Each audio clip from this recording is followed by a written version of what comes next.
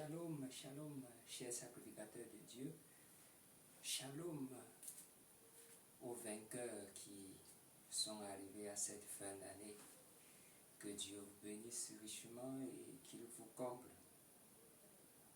Nous sommes arrivés à une fin.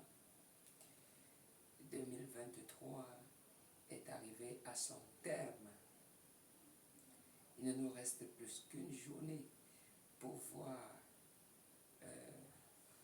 le nouveau jour, pour voir la nouvelle année, pour voir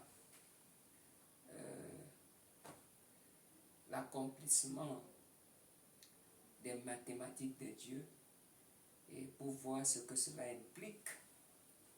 Et je vais lire quelque chose ici pour nous dans la Bible ici, c'est Ésaïe le chapitre 60, le verset 1 à 2, la Bible dit: Lève-toi, sois éclairé, car ta lumière arrive, et la gloire de l'Éternel s'élève sur toi.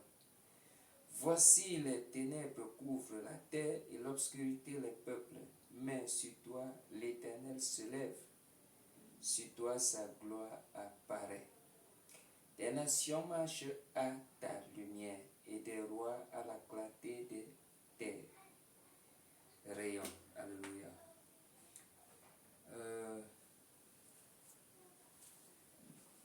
Nous avons reçu par la grâce de Dieu en ces jours-ci, lorsque le Dieu omniscient, le Dieu omnipotent, le Dieu omniprésent, le Dieu infini est resté dans la grande pensée éternelle dès avant la fondation du monde et qu'il a projeté son regard sur le temps et sur l'accomplissement des événements. Alors, il a vu par-dessus tout cette dispensation aussi. Dieu a vu cette époque-ci. Dieu a vu les réalités de ces temps-ci. C'est pourquoi Frère Branham dit que par sa préscience, il a tout prédestiné. Oui, il a prédestiné parce qu'il savait comment allaient se dérouler les événements. Il connaissait comment les gens allaient mener les vies sur la terre. Frère Branham dit que même pour le salut, ce n'est pas que Dieu s'est assis sur sa chaise ou qu'il s'est placé sur l'estrade mystique des éternités et a décidé comme un homme en disant: bon, voyons, je vais choisir tel et je vais perdre tel. Non, Dieu n'a pas fait ça. Frère Branham dit que Dieu, par sa préscience, il savait la voie que chaque homme allait suivre. Alors, et connaissant que toi, tu allais aimer sa parole, toi, tu allais reconnaître la rançon, toi, tu allais aimer le salut, alors il t'a prédestiné, il a inscrit ton nom dans le livre de vie de l'agneau, pour que tu sois manifesté en ce jour-ci. Et il a donc prédestiné et préordonné les événements que nous voyons sur la terre aujourd'hui. Et pour ce siècle, vu les choses qui allaient arriver dans ce siècle, le modernisme, le mimétisme, la science, la civilisation et tout, alors il s'est dit: il me faut un prophète spécial pour cette catégorie spéciale de personnes qui doivent accepter ma parole dans cette heure-ci. Et Dieu a suscité un prophète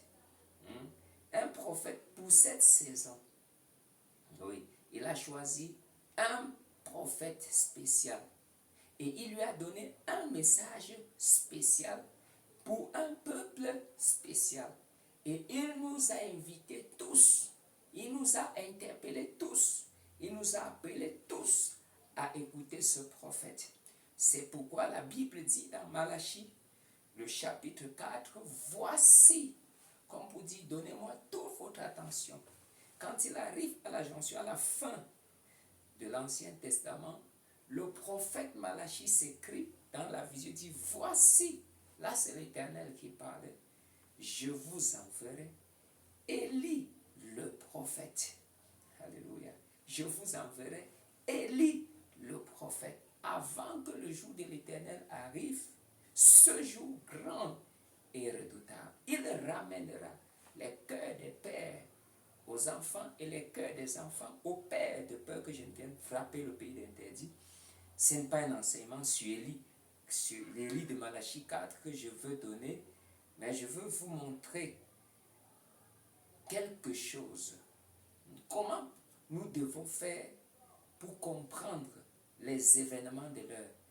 Je fais allusion à Élie à cause de la compréhension des événements de cette heure-ci. Nous ne pouvons même pas comprendre les prophéties des prophètes, les prophéties bibliques, les énigmes, les préfigurations, les types, les ombres, si nous n'avons pas le prophète de Dieu envoyé, préordonné, prédestiné pour cette heure-ci. C'est la raison pour laquelle Frère Branham dira dans son exposé de cet âge de l'Église dans l'âge de Laodicée, quand il décrit le messager de cette heure-ci, quelque peu il dit, et souvenez-vous, ce messager de Malachie 4, 5, 6 et d'Apocalypse 10, 1 à 7, fera deux choses. Une, selon Malachie 4, il ramènera les cœurs des enfants, c'est-à-dire les enfants de cette génération, à la foi des pères apostoliques, c'est-à-dire ayant rétabli l'autel, comme Élie le Tishbite l'a rétabli l'autel qui a été renversé au cours des âges. Il a tout apprêté et il a posé le sacrifice, l'agneau, et a élevé une voix, prié, le feu est tombé. Pour que lorsque Jésus doit venir, selon Apocalypse 10, qu'il trouve la foi sur la terre. Yes, qu'il trouve la foi sur la terre. Maintenant, la Bible dit, il fera deux choses. Une, selon Malachie 4, il ramènera les cœurs des enfants de cette génération, cette dernière génération, les Benjamins, à la foi des pères apostoliques. Donc, le même feu de la Pentecôte, dans la première partie de son ministère, ce feu doit tomber. Maintenant, et la deuxième chose que ce prophète fera, ce messager fera, c'est qu'il révélera les mystères des 7 tonnerres qui sont des vérités contenues dans les 7 sceaux. Et Frère Branham dit, ce sont ces mystères divinement révélés qui ramèneront littéralement les cœurs des enfants de cette génération-ci à la foi des pères apostoliques. Et c'est là où il faut faire très attention. Il faut arrêter ici les suppositions. Il faut arrêter ici la logique, les théories personnelles. Ici, tout le monde est invité, selon l'appel de Dieu, à écouter le prophète, à écouter le messager. Et qu'est-ce que le messager dit ici? Frère Branham dit quelque chose ici, dans le message qu'il a intitulé « Lorsque les sceaux », lorsque l'agneau a brisé les sceaux, lorsque le livre a été remis entre les mains du 7e ange William Branham, il a attiré notre attention net au début. Souvenez, Frère Branham dit, avant que je ne parle dans le message, quelle est l'attraction sur la montagne, lorsqu'il pose la question à savoir, combien sont ceux ici qui ont déjà écouté mon message sur Monsieur, est-ce le signe de la fin? Frère Branham dit, depuis le jour que j'ai prêché sur le message Monsieur, est-ce le signe de la fin, jusqu'à aujourd'hui, j'ai senti que tout ce que je disais était inspiré. Et dans certains endroits, Frère Branham dit, j'ai senti que tout ce que je disais était l'exact, c'est-à-dire c'était la volonté du Seigneur, c'était Dieu lui-même. Oui. Et ici, dans les sceaux, il attire notre attention sur quelque chose ici et il parle, il dit, alors maintenant, écoutez bien chaque mot, saisissez-le. Et si vous le prenez sur bande, et tout à l'heure tenez-vous-en bien à l'enseignement qui est sur ces bancs. Ne dites rien d'autre que ce qui est dit sur cette bande. Dites seulement exactement ce qui est dit sur la bande. Voyez en effet, certaines de ces choses, nous allons en comprendre pas mal long là-dessus maintenant. Pourquoi c'est mal compris, voyez? Et assurez-vous de ne dire que ce qui est dit sur la bande. Ne dites rien d'autre. Voyez, ici, il interpelle les prédicateurs. Il dit, ne dites rien d'autre. Voyez, en effet, je ne dis pas cela de moi-même. C'est lui qui le dit. Vous voyez? Et donc, très souvent, il y a de la confusion. Pourquoi? Parce qu'il y a de la confusion aujourd'hui dans les enseignements. Écoutez, tu écoutes 10 prédicateurs, les interprétations, c'est terrible. Chacun penche de son côté. Mais Frère Branham dit, dites uniquement ce qui est dit sur la bande.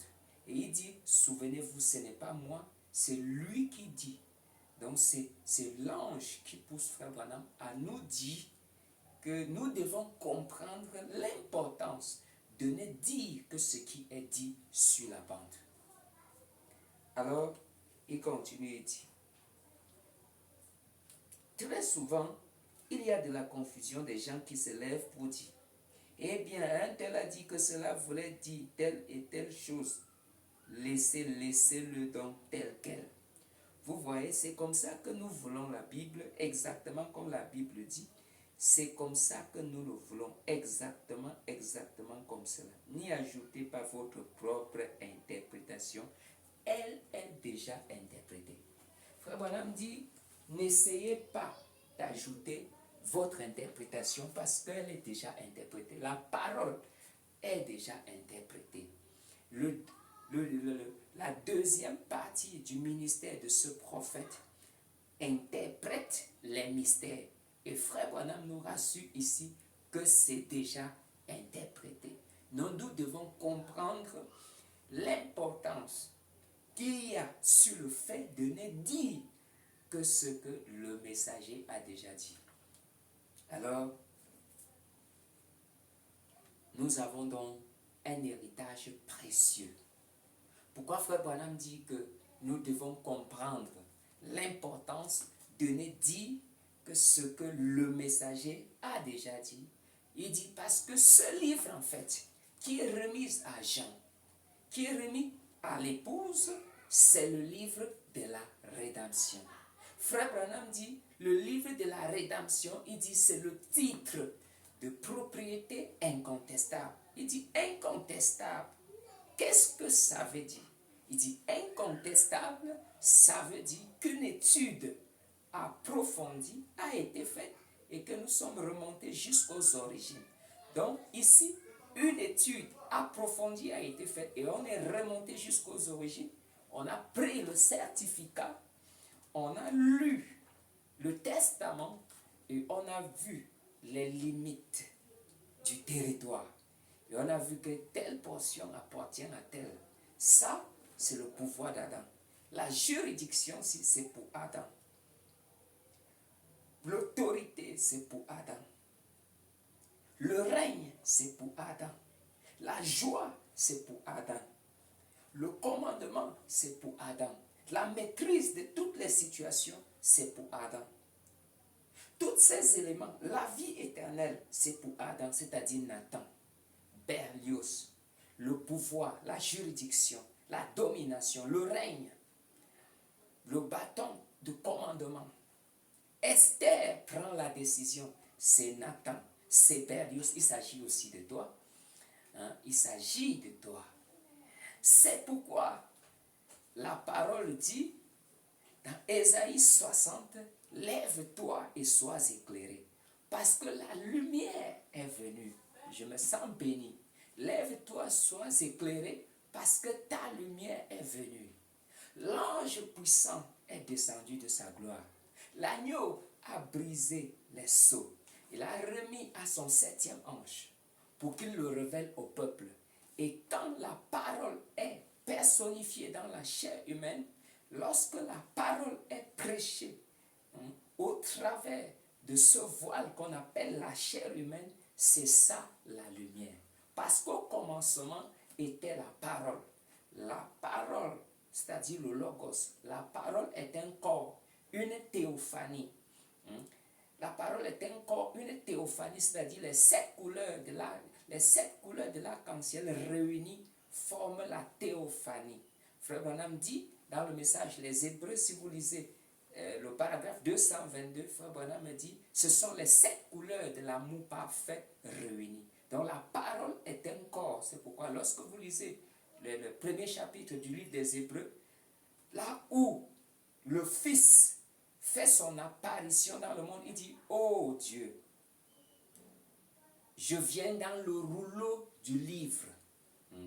Je viens dans le rouleau du livre. Et Frère Branham dit, c'est un corps. La parole est un corps.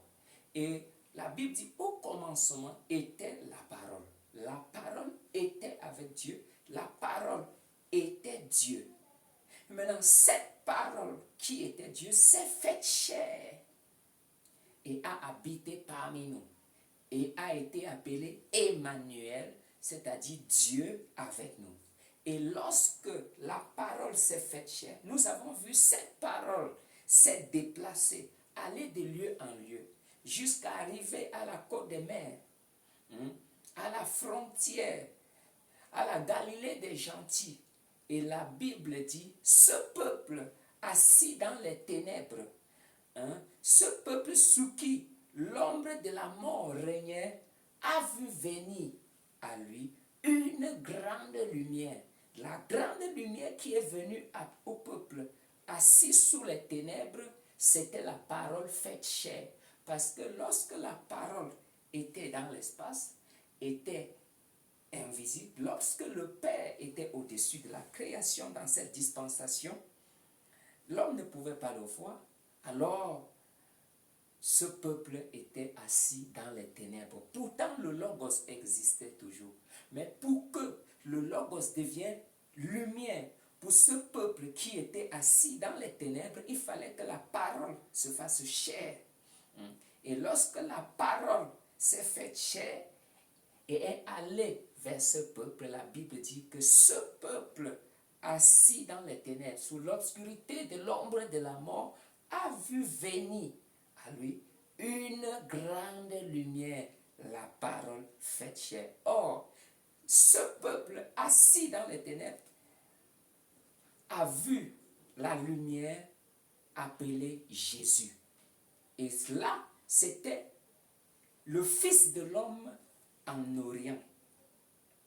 Ça, c'était le Fils de l'homme en Orient.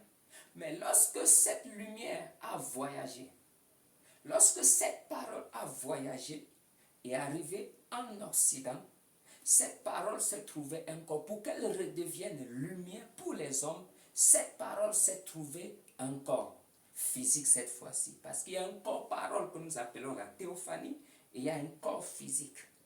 Et c'est là où Dieu, le Créateur, a emprunté le corps d'un homme.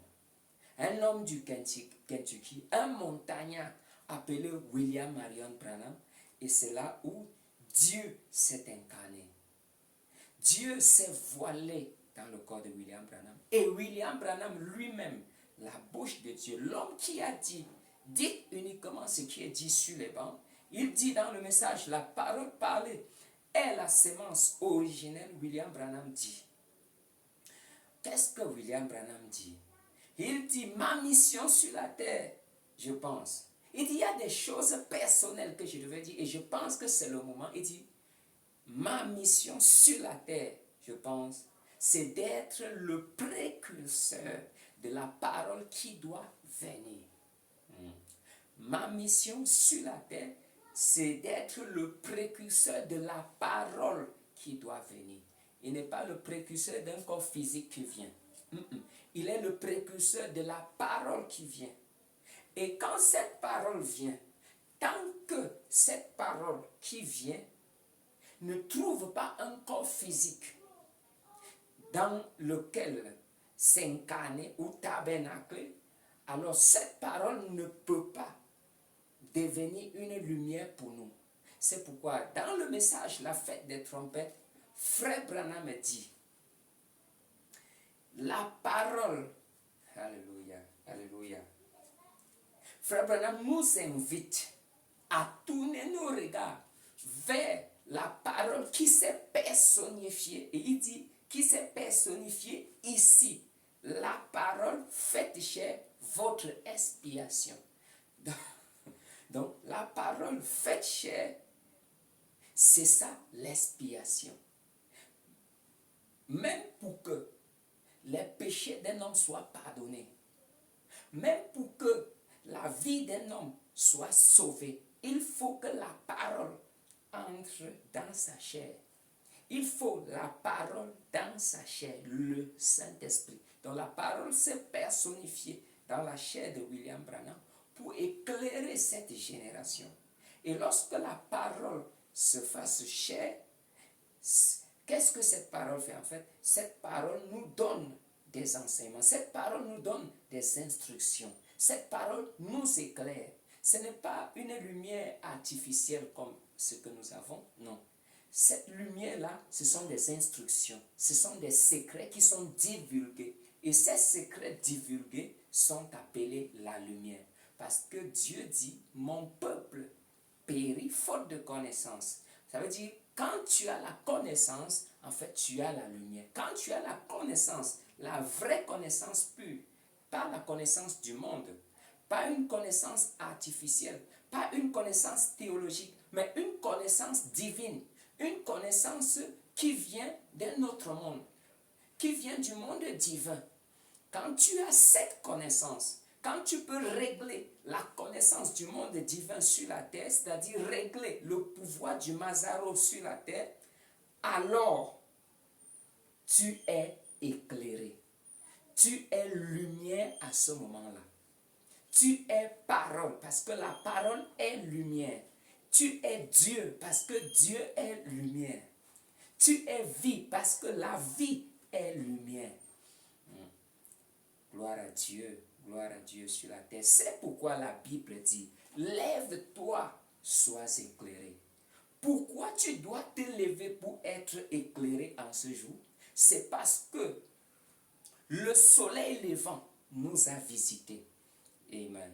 Parce que dans Zacharie 14, il avait été dit, même vers le soir, ma lumière paraîtra. Et la lumière de Dieu a apparu au temps du soir. La lumière de Dieu apparaît au temps du soir pour qu'il y ait les résultats du soir. Gloire à Dieu sur la terre. Et quand la lumière de Dieu apparaît au temps du soir, il y a des choses qui se passent. Il y a des vies qui sont transformées. Il y a des bénédictions et des secrets qui sont divulgués. Il y a des paroles qui sont prononcées. Parce que lorsque l'ange puissant est descendu avec le petit livre ouvert dans sa main, il a appelé Jean de venir prendre le livre. Et lorsque Jean est venu, il a dit, prends le petit livre qui est dans la main. La voix a dit, prends le petit livre qui est dans la main de l'ange. Mange-le, avale-le. Il sera doux dans ta bouche comme du miel, mais quand tu l'auras avalé, tes entrailles seront remplies d'amertume. C'est-à-dire, lorsque tu as fini d'avaler la parole, d'écouter, de recevoir la parole, parce que manger la parole, ça veut dire devenir un avec la parole. Oui. Et lorsque tu deviens un avec la parole, alors la suite de la commission dit prophétise de nouveau. Parce qu'on ne mange pas la parole pour rester comme ça. Lorsqu'on mange la parole, c'est pour prophétiser de nouveau. Et lorsque William Branham, le représentant de cet âge, a mangé le livre, a mangé l'agneau, qu'est-ce qu'il a fait? Dieu l'a commissionné prophétiser. C'est pourquoi il a prêché, après l'ouverture des sceaux, sermon sur sermon. Certains sermons bizarres qu'il a prêché. Lorsqu'il a prêché, Dieu se cache et se révèle dans la simplicité. Il a prêché la brèche entre les 7 tâches de l'église et les 7 sceaux. Il a prêché le premier sceau, le deuxième sceau, le troisième sceau, le quatrième sceau, le cinquième sceau, le sixième sceau. Il a prêché questions et réponses sur les sceaux. Il a prêché le 7e sceau. Il a également prêché la brèche. Il a prêché humilie-toi. Il a prêché le signal rouge de sa venue. Il a prêché le filtre d'un homme qui réfléchit. Il a prêché les choses qui sont à venir, la demeure future de l'épouse céleste et l'épouse terrestre, l'union invisible de l'épouse de Christ, l'union invisible de l'épouse de Christ. Il a prêché les événements modernes qui sont rendus clairs par la prophétie. Il a prêché également Shalom. Amen. Et qu'est-ce qu'il dit dans Shalom? Dans Shalom, il dit Shalom. Je vais d'ailleurs le lire pour vous. Je crois que ce sera bénéfique. Amen. Amen. Amen. Amen.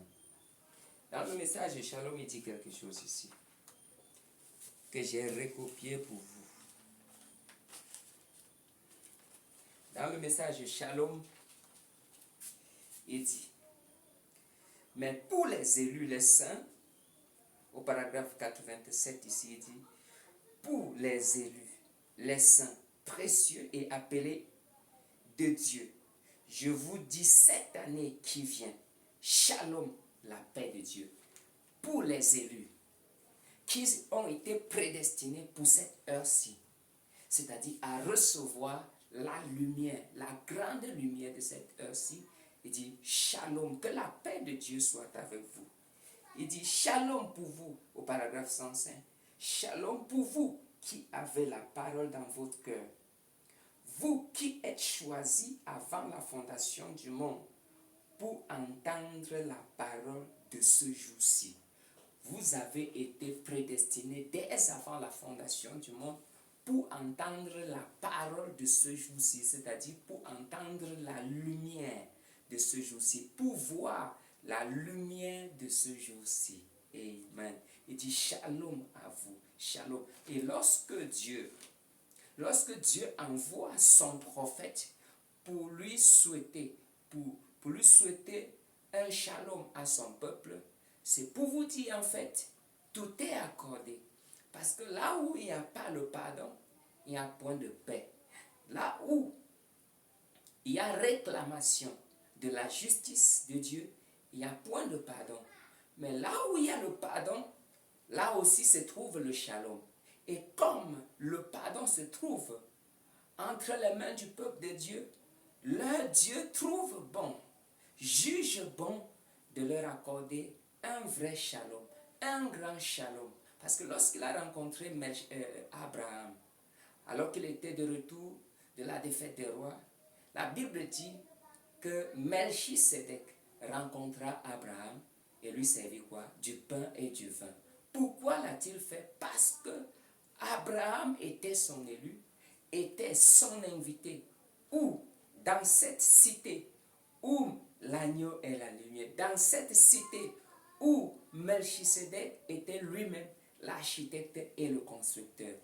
Il était son invité. Or, que représente Abraham? Abraham représente chaque vrai croyant qui est appelé selon le dessein de Dieu, qui est appelé par prédestination, par élection selon Dieu. Ça veut dire que quand tu regardes Abraham, en réalité, dans ce symbole, tu dois te regarder. Quand tu regardes les privilèges qui ont été accordés à Abraham, tu dois te regarder.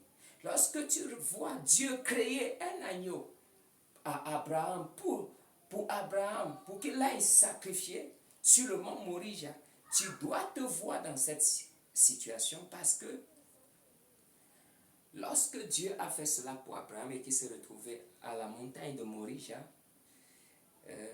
et que selon ce que Dieu lui avait dit au préalable, c'est-à-dire sacrifier son propre fils qui était Isaac. Lorsque Abraham s'est retrouvé là, dans toute sa détermination et qu'il a tiré le couteau pour tuer son enfant, qu'est-ce que Dieu a dit? Dieu a dit, Abraham, Abraham, je sais maintenant que tu m'aimes. Et l'autre traduction dit, je sais maintenant que tu crains Dieu. Lève ta main, ne fais pas du mal à l'enfant. Et lorsqu'Abraham s'est tourné, il a vu quelque part là dans le buisson un agneau retenu par les cornes. Qui l'avait placé là? C'est le Créateur qui avait créé un agneau. C'est le Créateur qui avait pourvu d'un agneau. Et Dieu fut appelé depuis ce jour-là Jéhovah Jireh. Sur la montagne de l'Éternel, il sera pourvu. Et lorsqu'on parle de Jéhovah Jireh, on parle d'un Dieu qui peut créer à partir de rien. Il peut pouvoir une création dans l'espace vide.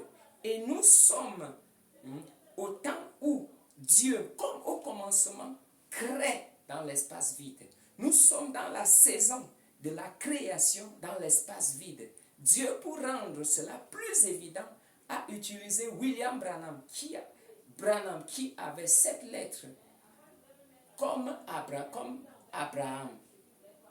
Et il a créé les écureuils avec William Branham. Il a calmé la tempête au travers de William Branham.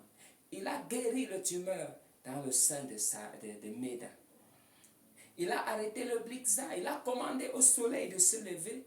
Et ces choses ont obéi à ses paroles prononcées. Comme pour dire, le troisième pôle est ici. La lumière est ici.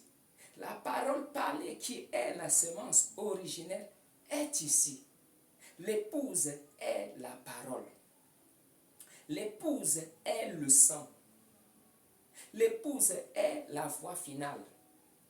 L'épouse est distributeur l'épouse est distributeur de sa puissance. L'épouse est sa force terrestre. Si tu veux voir Jésus aujourd'hui, il suffit de te tourner et de regarder un Jésus qui peut être ton cousin, ta voisine, qui peut être un fermier, un ferrailleur. Mais je t'assure que c'est là un Jésus. Dans la présence du Père, tu es égal à Jésus. Dans la présence du Père, il n'y a pas de différence entre toi et lui. Parce que le même esprit qui était en lui, en Jésus, se trouve en toi. La même onction se trouve en toi. La même puissance se trouve en toi. La même autorité se trouve en toi. Il a dit, ne crains point Jean, ne crains point petit troupeau. Alors que je suis au milieu de vous, je ne suis pas venu apporter la crainte et l'échec, mais l'amour, le courage et la capacité. Tout pouvoir m'a été donné et c'est à vous qu'il appartient de l'utiliser. Prononcez la parole, je l'accomplirai, c'est mon alliance, elle est infaillible.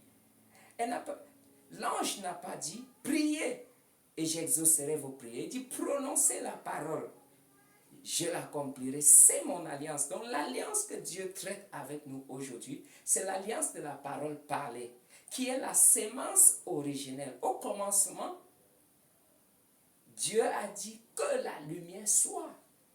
Il n'a pas prié pour que la lumière apparaisse. Il a prononcé la parole. Au commencement était la parole. Au commencement n'était pas la Bible. Au commencement n'était pas le jeûne et la prière. Au commencement n'était pas les lamentations. Au commencement était la parole. Et Dieu nous a montré ce qu'était la parole. Dieu a prononcé la parole. Il a dit qu'il y ait et il y eut. Qu'il y ait et il y eut. Il a créé toutes choses. Et chaque fois que Dieu créait, la Bible témoigne et dit, et Dieu vit que cela était bon. Dieu vit que cela était bon. Comme pour dire quoi? Pour cette année, tu peux créer ton environnement. Tu peux créer ton monde. Tu peux créer ton activité. Tu peux créer ton mariage. Tu peux créer tout ce que tu veux. Parce que William Branham dit dans le message, parle à cette montagne. La montagne, c'est une situation difficile. La montagne représente les difficultés que les hommes ont aujourd'hui. Et William Branham dit, parle à cette montagne. Et il dit, l'homme a été créé pour être heureux. Le cœur de l'homme a été créé pour être heureux. L'homme a été créé pour louer Dieu, pour vivre pour Dieu et pour être heureux. Et au commencement, Dieu a donné à l'homme le pouvoir, l'autorité, la juridiction, le contrôle sur toutes choses. Adam contrôlait tout, comme le Saint-Esprit aujourd'hui qui contrôle l'Église. Adam contrôlait tout, il contrôlait les événements, il contrôlait les animaux. Adam donnait la nature à tout ce qui vivait sur la terre. C'est lui qui a donné la nature du lion. Parce que lorsque Dieu a créé, pendant 6 jours. Il a créé jusqu'au 6e jour. C'est vrai qu'il a aussi créé le 7e jour, mais ce que Dieu a créé au 7e jour est resté un mystère pour tous ceux qui n'ont pas reçu la révélation pied de fête. La Bible dit, lorsque Dieu a fini de créer, il a fait de l'homme. Il a fait de l'homme la pierre de fête de sa création. C'est-à-dire, il se reposait dans l'homme le 7e jour. Et c'est là que se trouve le mystère du silence. La Bible dit que Dieu a appelé les animaux. Dieu a appelé tous les animaux qu'il avait créés et les a présentés à l'homme, afin que l'homme leur donne des noms. C'est-à-dire, le lion, quand Dieu a créé le lion, sans lui donner un nom, en réalité, le lion était informe et vide. L'hippopotame était informe et vide. Pourquoi? Parce qu'il n'avait pas de nom. C'est le nom qui donne la nature. C'est le nom qui donne la forme. C'est pourquoi quand Adam a regardé le lion, il a dit, toi on t'appellera lion. Et lion, dans sa signification, ça veut dire roi. Roi des animaux. Et depuis ce jour-là, lorsque Adam lui a donné cette appellation, ce nom, alors l'onction du lion, l'onction de la domination est venue sur le lion et il a rugi. Il a rugi. Quand il a dit, toi, on t'appellera chat, cette onction est venue sur lui et le chat a miaulé. Quand il dit, toi, on t'appellera tigre, il a pris la nature du tigre. Chaque animal a pris sa nature. C'est ainsi que toi, aujourd'hui, Dieu dit, si vous dites à cette montagne, non pas si Dieu dit, on n'a pas dit si tu pries sur cette montagne, mais si vous dites à cette montagne, ôte-toi de là, jette-toi dans la mer et que vous ne doutez point dans votre cœur, vous le verrez s'accomplir. Si tu dis à cette situation qui t'a tourmenté tout au long de l'année 2023, ôte-toi de là, jette-toi dans la mer. Si tu ne doutes point dans ton cœur, tu le verras s'accomplir. Si tu dis, moi un tel, fils de Dieu, fille de Dieu, je dis non à ceci. Le cœur de l'homme a été créé pour être heureux. Et ce qui ne me plaît pas, ce qui ne me rend pas heureux n'existe pas pour moi. J'ai été créé pour être heureux, pour être joyeux, pour louer Dieu et pour vivre pour Dieu. Alors j'ai ce privilège. Et le titre de propriété incontestable qui donne droit à l'arbre de vie est revenu à l'Église. Et le 3e dessein s'est accompli. Le premier dessein de Dieu, et dans le premier dessein de Dieu, Dieu était au-dessus de sa création. Il contrôlait tout. Il était le Père. C'était Jéhovah au-dessus de sa création. Et Jéhovah veut dire Dieu avec sa famille. Et le 2e dessein de Dieu, c'est lorsqu'il est descendu dans la chair et qu'il il est venu comme Emmanuel, Dieu avec nous. Frère Branham dit qu'en lui, Dieu a révélé la totalité, la plénitude de la divinité, montrant par là qu'il réclame la prééminence. Il a montré avec évidence qu'en Jésus, il était dans une position où il réclame la prééminence. Mais avec son 3e dessein, qu'est-ce qu'il fait? Gloire à Dieu sur la terre. Adam est restauré. Adam et Ève restaurés. Retour en Éden. Retour au commencement. Retour au premier jour, là où l'homme est Dieu. Là où l'homme a le pouvoir de la création, dans l'espace vide. Là où l'homme change les événements par la parole. Là où l'homme est mystique. Là où l'homme règne. Là où l'homme domine. Là où l'homme peut éclairer. Là où un homme peut disparaître. Là où l'homme peut disparaître et apparaître. Le retour au commencement. Où l'homme, comme son père, peut se tenir sur un estrade mystique et prononcer la parole, commander les événements, créer un ciel, créer un champ magnétique. Gloire à Dieu sur la terre. Là où l'homme peut précipiter un sorcier en enfer. Là où l'homme peut précipiter un charlatan en enfer. Là où l'homme peut prendre une vie informe et vide et faire de cette vie un jardin d'Éden. Là où l'homme, gloire à Dieu sur la terre, peut prendre un désert et transformer ce désert en un grand jardin d'Éden, à une source de bénédiction. Oui, monsieur, et toi qui m'écoutes, je suis Berlioz, fils de Dieu. J'ai l'onction du troisième pôle. J'ai l'onction des 7 tonnerres, l'énergie de Genèse 1. Si tu crois que la restauration, qu'Adam est restauré, demande ce que tu veux. Si tu crois que la parole, que la lumière est un homme, demande ce que tu veux. Si tu crois qu'il y a un homme qui peut allumer la lumière dans ta vie, demande ce que tu veux et tu le verras accompli. Si tu crois que cette parole qui est prononcée est vivante et permanente, si tu crois que cette parole est lumière et qui peut transformer ta vie, demande ce que tu veux. Même si c'est une maladie, demande ce que tu veux. Cette maladie partira. Si c'est un manque dans ton compte, demande ce que tu veux et tu le verras s'accomplir. Si c'est un poste que tu veux avec un salaire, demande ce poste et toi-même propose ton salaire et tu le verras s'accomplir. L'homme est l'agent de Dieu. L'homme est Dieu sur la terre. Adam est restauré. Adam est de retour. Adam a le pouvoir aujourd'hui. Adam a la domination. J'aimerais te dire, tu es Adam. Tu es Adam. Tu as le pouvoir. Tu as l'autorité. La divinité n'est pas au ciel.